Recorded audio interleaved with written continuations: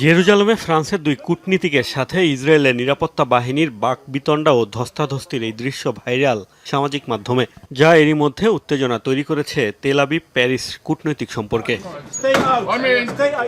মধ্যপ্রাচ্যে শান্তি প্রতিষ্ঠার লক্ষ্যে যুদ্ধবিরতির আলোচনা জোরদার করতে জেরুজালেম সফরে গিয়েছেন ফ্রান্সের পররাষ্ট্রমন্ত্রী নোয়েল ব্যারট। সেখানে অবস্থিত জয়তুন পর্বতে রয়েছে প্যারিসের মালিকানাধীন একটি গির্জা।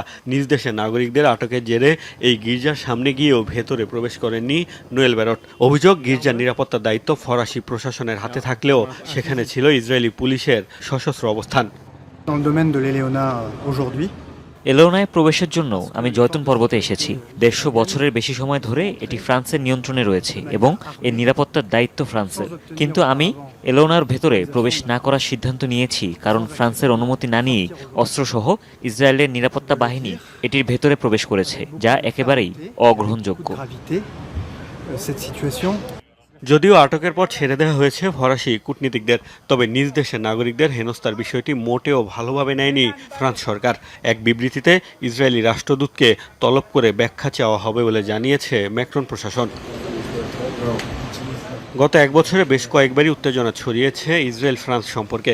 গাজার পর লেবাননে ইসরায়েলি আগ্রাসন শুরুর পর একাধিকবার হামলা বন্ধের দাবি তুলেছে প্যারিস। প্রেসিডেন্ট ইমানুয়েল ম্যাক্রন তেল আবিবকে অস্ত্র সরবরাহ বন্ধের আহ্বান জানানোর পর তীব্র প্রতিক্রিয়া জানিয়েছিলেন বেনিয়ামিন নেতানিয়াহু।